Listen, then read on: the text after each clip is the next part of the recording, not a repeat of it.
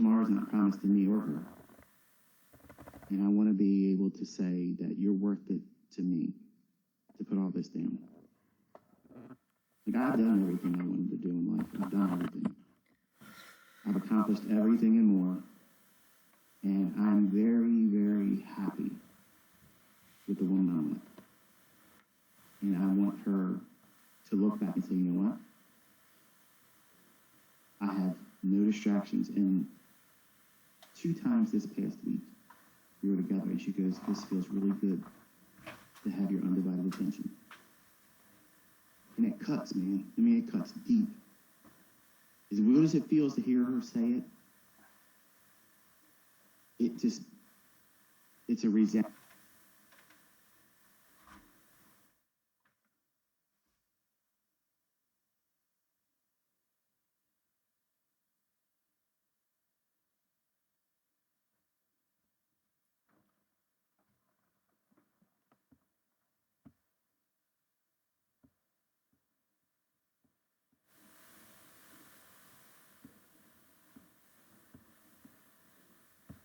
Fun being inner circle.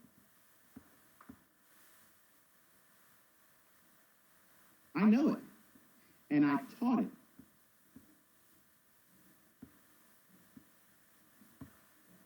I want to have the latter chapter taking what I've already said, or just blindly share the actual videos.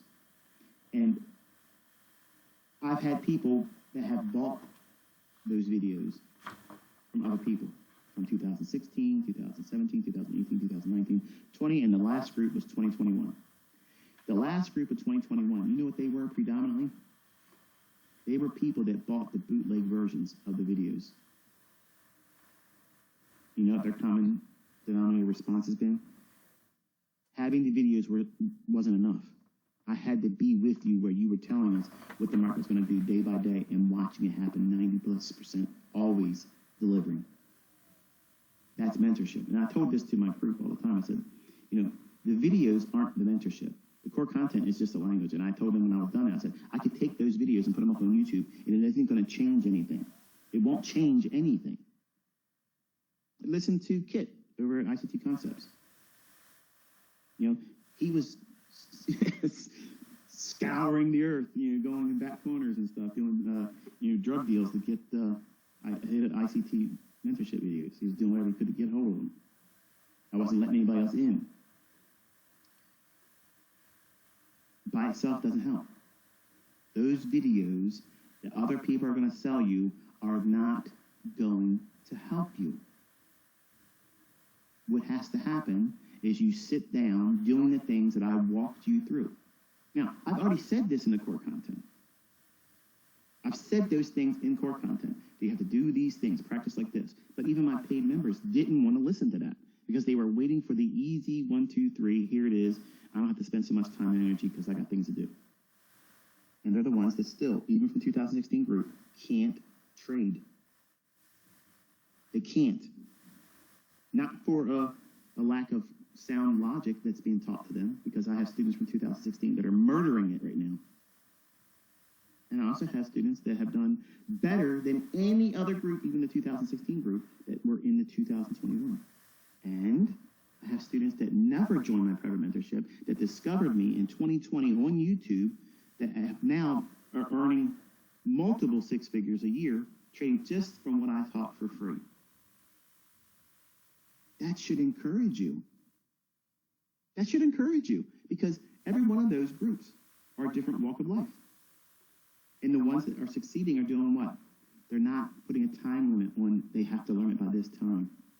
I have to know everything. I have to take everything the ICT says and place it into my trading approach or my model. That's a fool's errand. You can't do those things. And when I teach all these new concepts, it was never with the intent to try to confuse you. I've always told you, this is just another perspective, one more thing to use if you don't see the optimal trade entry. Okay, if you can't really dial in on a fair value gap, which I think, to me, I don't understand how anybody can't see a fair value gap, because it just jumps off the chart. But that whole business of trying to place everything with the kitchen sink approach doesn't work in any model of trading, not just my stuff, but anything. I mean, look at all of the available indicators for overbought and oversold. I did that same stuff when I had Metastock as a young man. I used that trading platform, or not trading platform, but it was a trading software. And I had end-of-day data. I didn't have real time. And we had to get all of our ASCII data downloaded at the end of the day. And then it would populate your chart. So having that as my only means of looking at price charts, I saw all these indicators. I was like, wow, look at this. I mean, I could put like 12 indicators on this chart. And eventually got to the point where I couldn't see the chart. And I had more faith in what the indicators were telling me. And I wasted years doing all that nonsense. And you see these guys out here that are just trying to do the same thing by placing all their faith in the mathematically tortured data of open, high, low, and close. You shouldn't have any faith in that stuff because price doesn't even refer to it. And how is anyone going to be able, if we were in a courtroom, okay, and you were the one on the side of defending, you're defending the usage of indicators in price action, okay? How are you going to demonstrate? How are you going to demonstrate that price is going to do whatever it's going to do based on CCI, RSI, MACD, stochastic, Williams percent R? Which one is it going to respect today and why? And why not the others? You would fall on your face. But now roll in ICT. All right, here's price. We're in a discount. It's taken sell side. It's already had a shift in structure. There's buy side, relative equal highs here. The time of day. This is when the market will start spooling. It's going to run.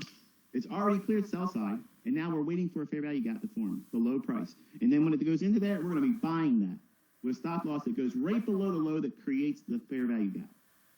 And we're going to take a partial halfway between where we're entering and the draw on liquidity. That's easy. That's simple. And then the final terminus is the buy side liquidity. That's double tap. Remember that on baby pips? Oh, my goodness. That's a flashback, right? So that's simple. I can stand in front of the CFTC and in front of any judge and do this every single day. I don't care how long. Make the court last long. I don't care because I can do this every single week, every single day. It's going to be there. Period. I've been proving it for years. And I'm telling you, when you understand that, when you're able to do that yourself, that's not arrogance. That's confidence. That's confident that you don't have to struggle and scrape around trying to dig in the back corners for something new. You have everything that every trader wants to know. I told you from the beginning. I know what every trader wants to know. I know it. And I taught it. I demonstrated over and over and over again. And for some of you, it was enough for me just to teach it to you. Well done. Well done that you took the initiative to find your own proof. You took the challenge. I told you, go in and see if it isn't in your charts. Because if it's BS, you're going to see it right away because it won't repeat. There won't be any consistency behind it. There won't be any quote-unquote edge. Dude, it's a razor's edge. Sharpened to a fine edge. And it's there all the time. Look at the evidence all around us now. So many people coming forward. I have so many guys that are in jail right now. They're listening to this with a phone they're not supposed to have. Shout out to you, bro. But they're learning how to trade. And then they come out into the world. They come out into the world, and you know what it's like. You know what it's like. I was a manager, okay? I was a manager, and Keith White, I know you can't hear me, but this man used to hold up drug dealers. I can respect that. First of all, that person that's selling the drugs, he's not in the community's, he doesn't have the community's best interest in mind, okay? He's an opportunist. Keith said, well, you know what? If anybody deserves to be held up, it's them, and I know they're going to have the money. So he and his buddy would roll up, boom, give me your stuff. And the guy that said no and tried to run away, he shot him in the right butt cheek. Well, that put him in jail for attempted murder. So he did a number of years and then got out and couldn't get a job. Nobody would hire him. He was on probation, whole business. And then he crossed paths with me and he said, listen, I ain't gonna lie to you. This is where I'm at. This is what I did. But if you give me a chance, I'll work hard for you. All right. Really? That easy? Yep. Why? I said my father's a contract murderer, and I know if he ever gets out of jail, I'm going to be the one that has to employ him, because nobody will. So I know. So why did I have a dad that was a contract murderer? To give me the heart of someone to give the opportunity for people that would otherwise not have an opportunity. See, I can look back on all this stuff now and see how God placed all these things in front of me to become who I am as a person. But this guy, Keith,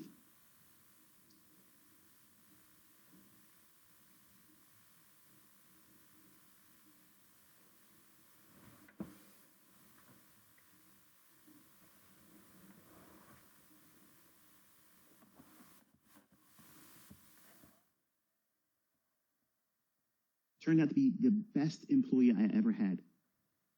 My son, Caleb, I would literally trust him as a child around this man, knowing full well that he had respect for me because I gave him respect first.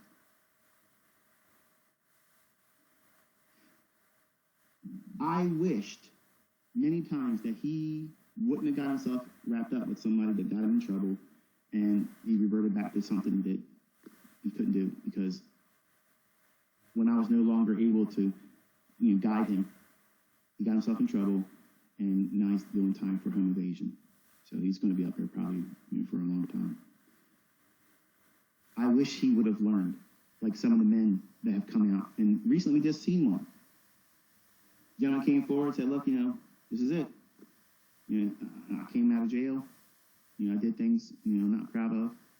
I'm turning things around. And you know what? Slinging rock, doing all the things on the street corners and stuff like that. I trained people that used to do that stuff. And they make more money.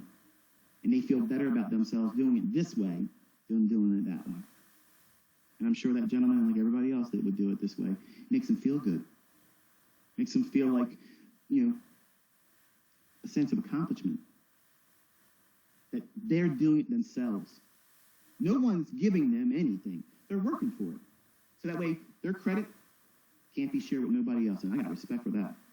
I got all kinds of respect for that. Because this world's hard. It's not easy. It's not owing you any freebies. Even though that I didn't charge money, those lessons take time and energy, effort, and faith. Not in me. Not in those concepts. It takes faith in yourself. Are you going to be able to stick to what it's requiring you to do? Because most people don't. You tap out too soon. You have no idea how far you're going to be able to go. But you take a little bit of adversity, a little bit of discomfort. You think these guys that were in jail, you think they don't know what discomfort is? They know exactly what discomfort is. So when they come out, they're highly motivated. They're highly motivated because their channel of opportunities have been reduced greatly versus what you and I would have. If I wanted to go out there right now, there's a number of different jobs that I could be qualified for, but I would never want to do. But as a convict, recently, on parole, that's hard. That's really hard. Because there's a lot of managers that would say, you know what, I'm going to look for a better qualified candidate. What you're saying is you're probably going to be a problem for me, and I'm not going to risk it.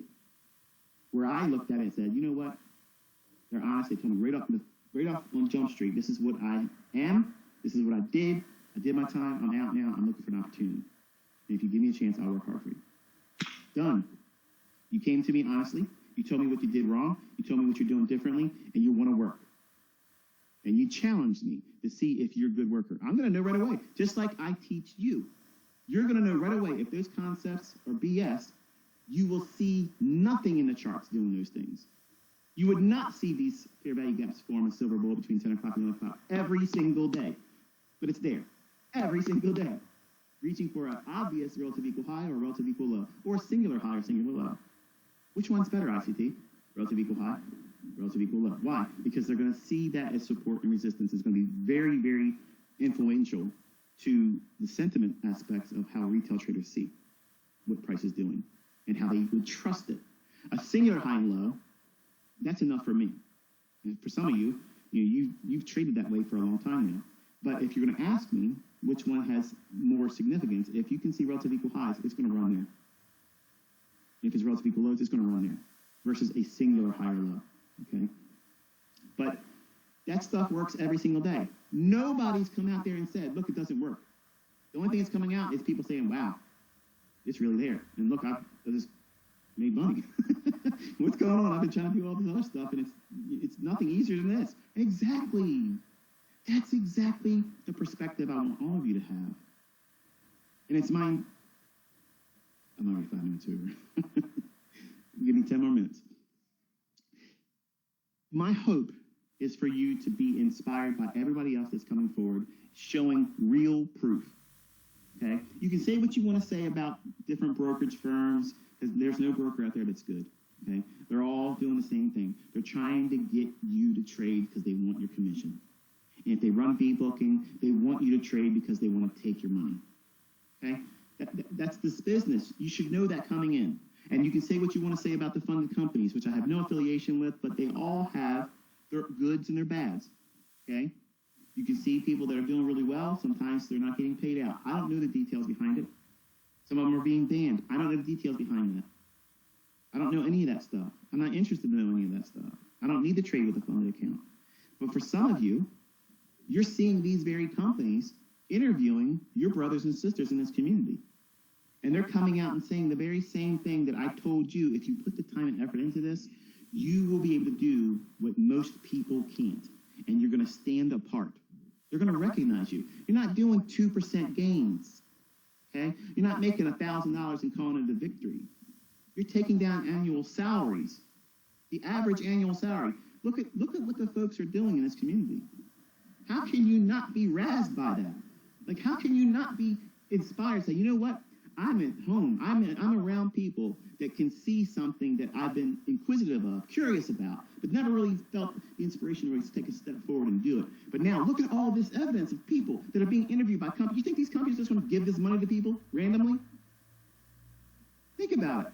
I don't have any kickback from any of these companies. They've asked me for affiliations, and I've said no. Not all of them, but most of them have. Because if I do that, guess what that does? It mars my opinion.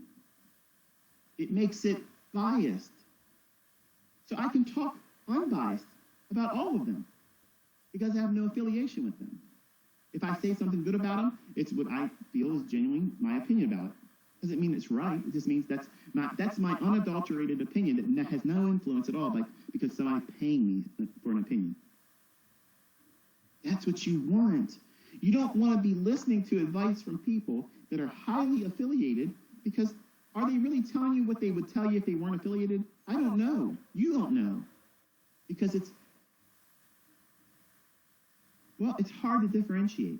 And I want to be in a position where if you're going to listen to me, if I have any influence over you, I want you to know that there's nothing in it for me. I've already put my core content mentorship, it's on the YouTube channel. I'm not doing a future mentorship. I told you I'm not putting any more YouTube videos up. How am I going to make more ad revenue? It's going to diminish over time. So what am I here for? I'm here because I've already done the work. I've shared it with you. It won't cost you anything but the time and energy to go in and look at it. And if you don't find any value in it, then you don't find any value in it. It doesn't change the effectiveness of it. It just means that you didn't put the effort in long enough doing the things that you should have been doing and found the results that you're looking for. But they're not going to come on a time-based schedule. You can't time your success. Okay? You can't say, I'm going to be successful at this time. Because the only thing you did is you placed so much mounting pressure on you that everybody that would try to do that would probably cave. Do every athlete in the world that does an event that would be equivalent to an Olympic event, do they all make it to the Olympics? No. No. Do the boxers that work really hard to qualify to get to be in the Olympics, do they all get to be in the Olympic? No. Would you want to box any of them, the ones that didn't? I know I wouldn't. I wouldn't want to do that because they're trained. They've trained very, very hard. They just fell short of that mark. But they're still way better than the average person in terms of fighting. No, I'm not saying street fighting. I'm saying, like, if you're just going to only just be a pugilist and punch only, and you have no grappling skills, no ground and pound, none of that stuff, you're not going to want to exchange hands with somebody like that, even if they're lighter than you. You take an MMA guy. I'm going to ruffle some feathers over here. I got to bring some kind of controversy. It's my last one. I don't care how good your MMA is, okay? I don't care how good that is. If we're standing up, okay? If we're standing up, you are not headlocking nobody. You're not ground and pounding anybody. You're not slamming anybody. You're not choking people, which I wish they would take that out of MMA because honestly, that's not skill, okay? And I get so much flack from other martial arts about that. Oh, come on. I got like 50 different ways to do a shimewaza. A shimewaza choking technique. And to me, a child, if they get a person in quick enough, an adult would fall to that. So to me, I don't think that's skill. Submissions, yes. I think that's a means of tapping out. You cause that other person to tap out and submit to you.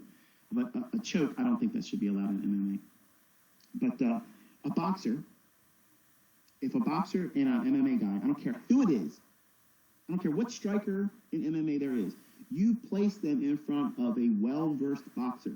That boxer's beating that ass. It's happening, okay? Because they're training to do what? To find your chin and put you to sleep. Now, MMA artists, they're trying to do everything. 90% of what they're trying to learn is on the ground. But what is a boxer trying to do? Never go on the ground. So the first 30 seconds of a fight is a boxing match. That's what it is. So I say all this to say that you don't want to try to be a master of everything as a trader. Don't try to do that. See, MMA, mixed martial arts, look at the name. They're mixing what they think is the best of everything out there. No. It still doesn't take away the fact that there are some guys that walked into that octagon and literally laid waste. I mean, it was really fun if you look at the first 2 or 3 Ultimate Fighting Championships. If you ever watched them, I mean, that to me was crazy. Like, it was $15 to watch some really mismatched fellas get out there and go to town. But that's exactly what it's going to be like in the street.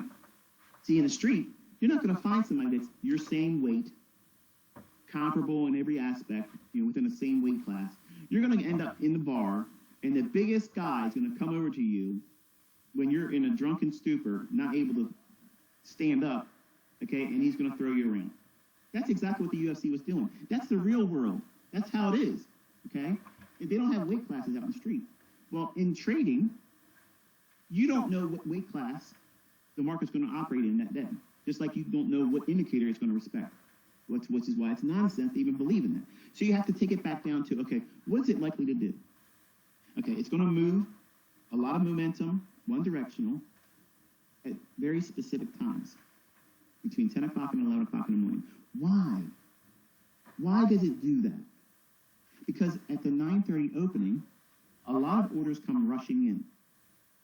Big trading firms and clearinghouses, they funnel a lot of orders in there because why? There's liquidity. Everybody's chomping at the bit to get in or get out based on that opening price. And that brings in a lot of liquidity that allows for order flow to come in real quick. But it will evaporate quick. So what does it do? It uses that initial surge of inflow of orders to run to the obvious liquidity that's above or below the marketplace. What is it reaching for?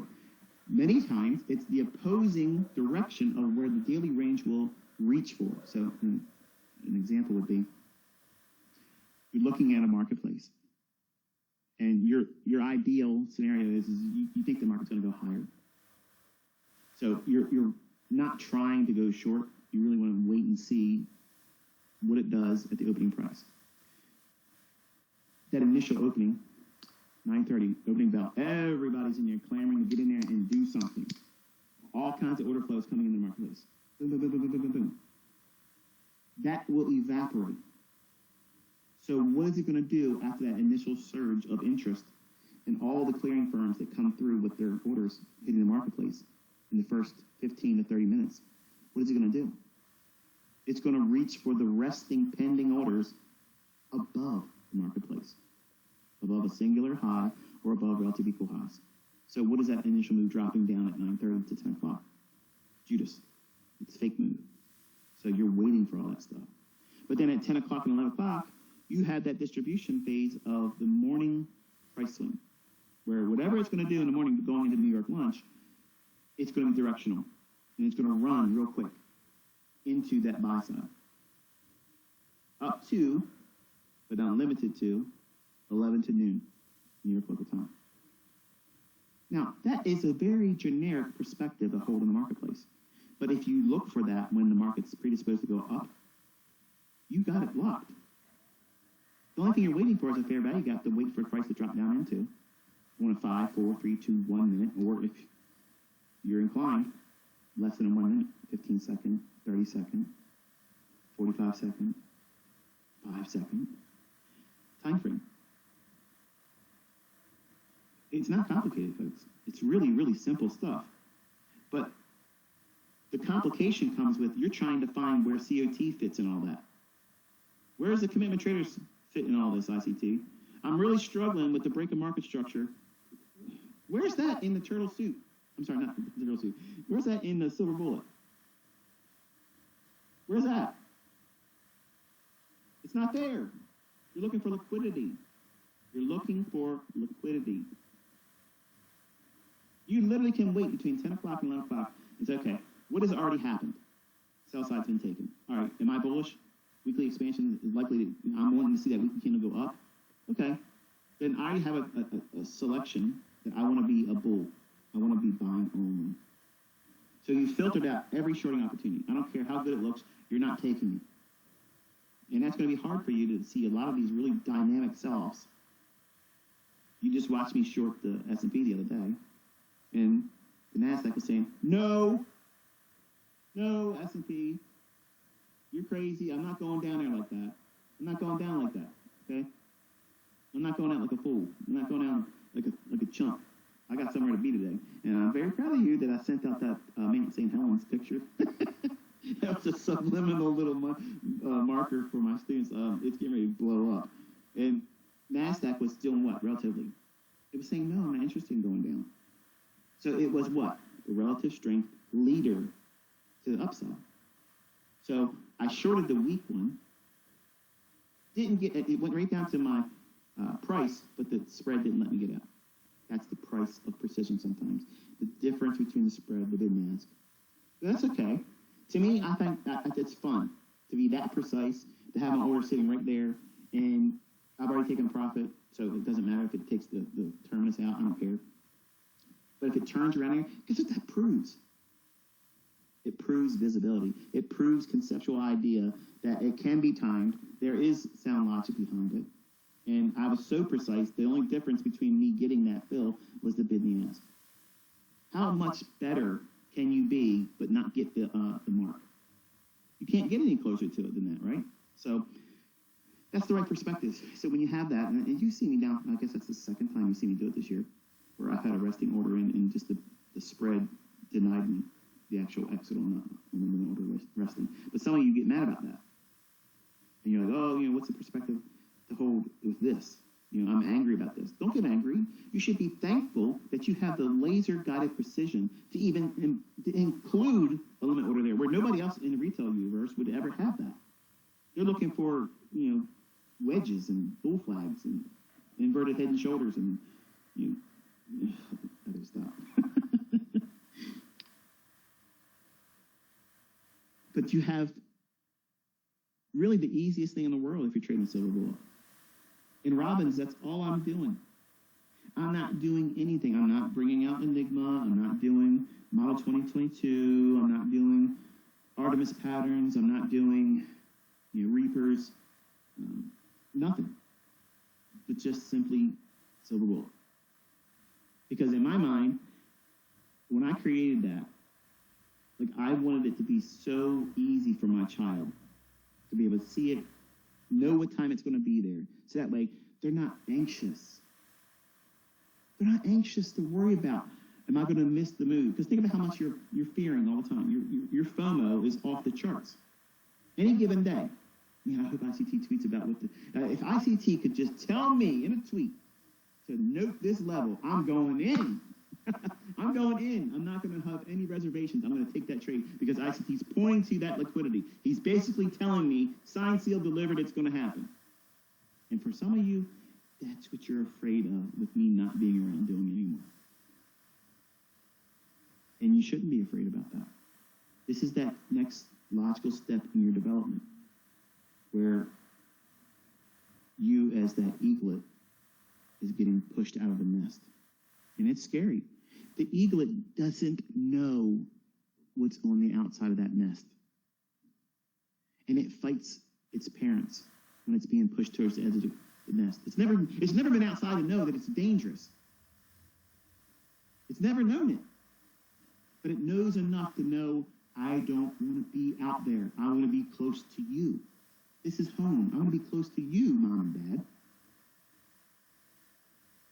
But nonetheless, that eagle is not meant to be in a nest forever. God gave it wings to fly. And it can't use those wings until it's pushed into a situation where it has to use them. You have the tools. You have been given the instructions. You've been given the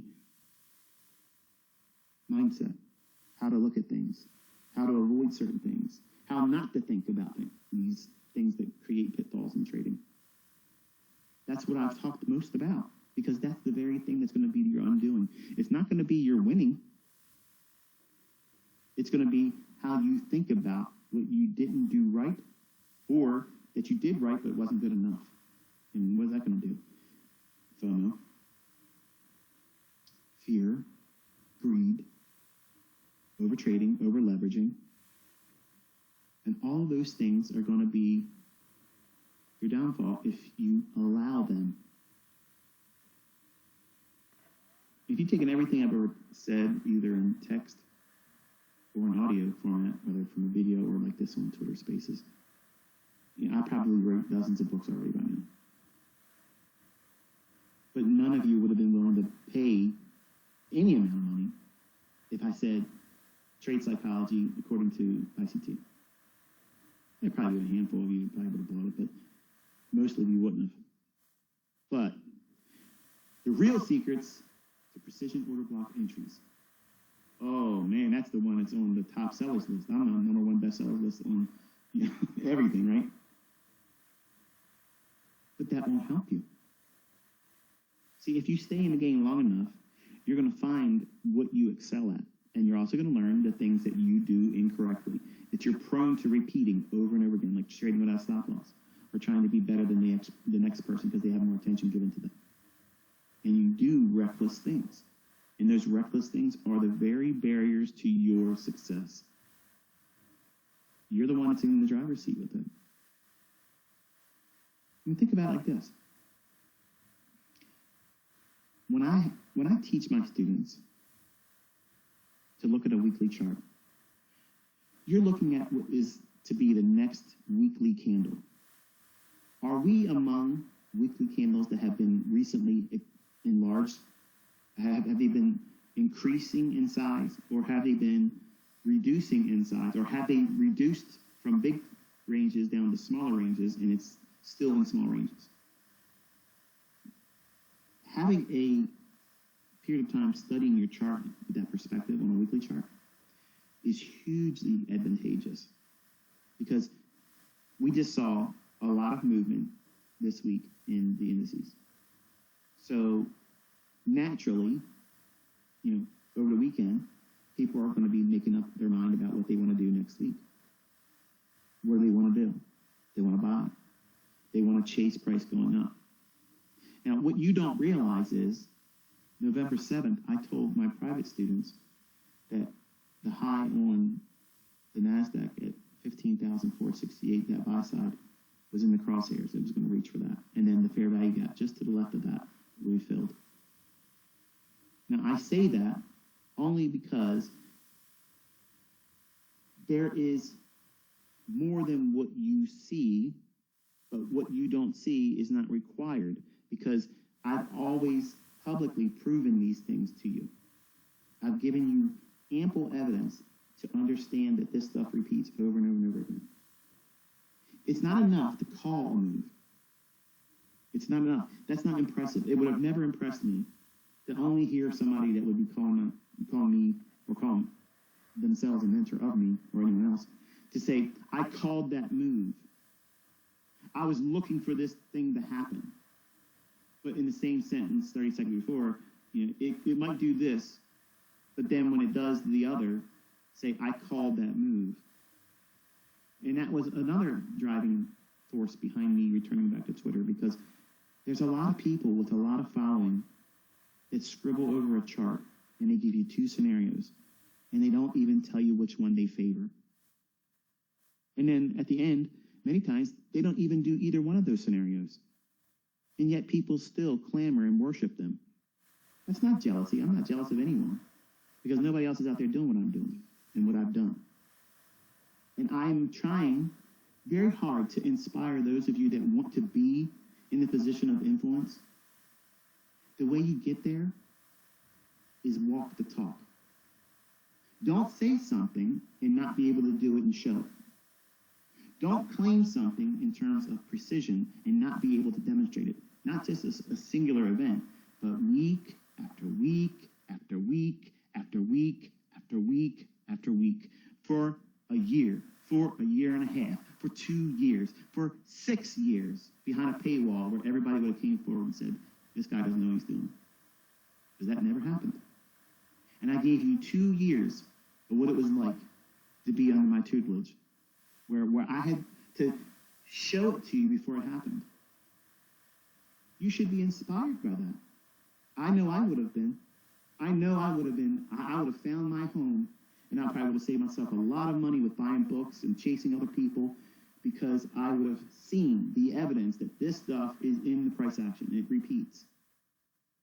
Because only a fool can look at the level of testimonials with people coming forward making real money, not demo dollars.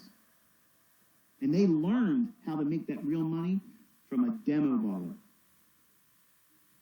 Everything they learned from a demo chart, a demo trade, a demo account in the hands of a guy that was honest and came forward and said, I'm teaching you this through the guise of a demo for compliance reasons, because I'm not a licensed financial advisor. That's why you never saw me call my live trades when I was trading with the AMP account. Because guess what I'm acting as that way? A financial advisor. And no one can claim I'm doing what? Front running my orders. Everything is scheduled. Everything was planned.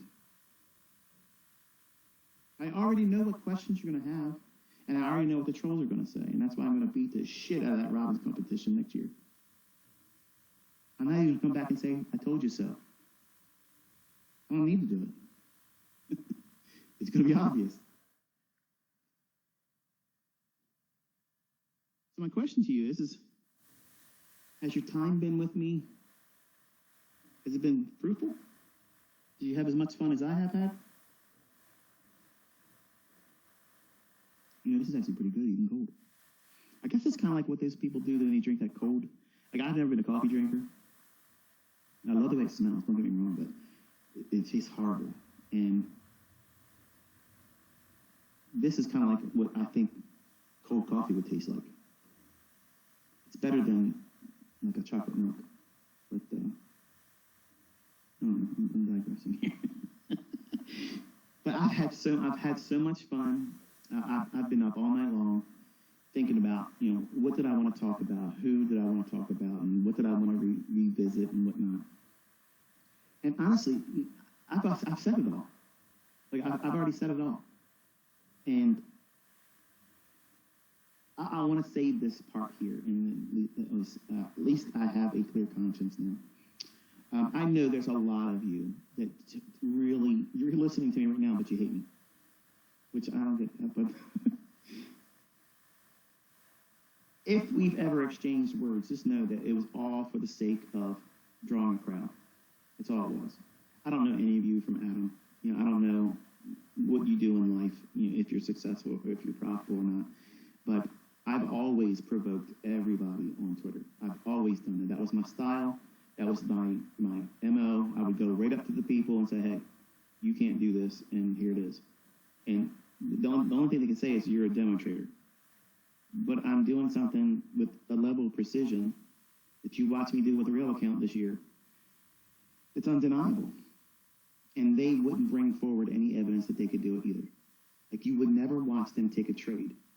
Like, I pioneered a new wave of other people that are openly sharing. Because it used to be, show me your MyFX book. Fuck your MyFX book, because that's fake. Show me a blank canvas chart with live data. I don't give a shit if it's demo or not. You go in with a laser precise entry, with a real hard stop loss, manage that stop loss throughout the entirety of the trade to a target that you had predetermined. You do that dozens of times over the course of several months in a row, using the same logic that you claim is behind your Mickey Mouse bullshit. You do that, then you have a reason to have an audience. People have no excuse not to listen to you now because you've done something that 90% won't do. But look, you can tell who's been here. You can tell who your brothers and sisters are because they're out there showing you what? Executions from beginning to end, trade management with a stop loss. Guess who inspired that? Good old ICT. Oh, here he is. He's claiming he's the only person. He's the only person that ever did trade. Look, I'm not saying the guys out there trading with MACD and RSI moving average crossovers aren't trying to do something, but they're wrecking themselves on their live streams. They're wrecking themselves publicly, dismantling themselves. I'm saying, look at the logic that's been taught to you for free and how many people have it in their repertoire now. And they are not afraid.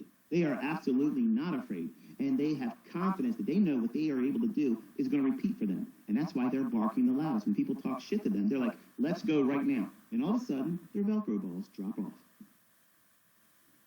I love that. I love that because that means, number one, they know where they're at in their trading. And for the people that don't respond, get real quiet, they clam up, that tells you volumes. It tells you volumes about them. They don't have confidence. If they have any success, it's hit and miss. Do you want to listen to somebody that has that? Do you want to learn from somebody that has an anemic level of confidence? That many times, I guess in a lot of ways, it would borderline on arrogance. But, if you really can do something, if you really, really can do something, and you choose not to do it because, well, you got better things to do, that's just too much of a cop-out. If you really love what you do and you have the time and effort to say that you can do these types of things, right? And you go on and on and on about how you can do this, you make this, but you're not even willing to just show a trade. Just show us. I mean, if you're going so far as to claim in comments to other people, my students, me, other teachers, other traders, other mentors, clamoring in their comment section, talking about, I do this and I do that, but there's nothing in terms of evidence showing that you even know how to enter a trade. Listen, we have raised the bar so fucking high now that these people that have been frauding and scamming people for so long, they're mad as shit. I'm getting threats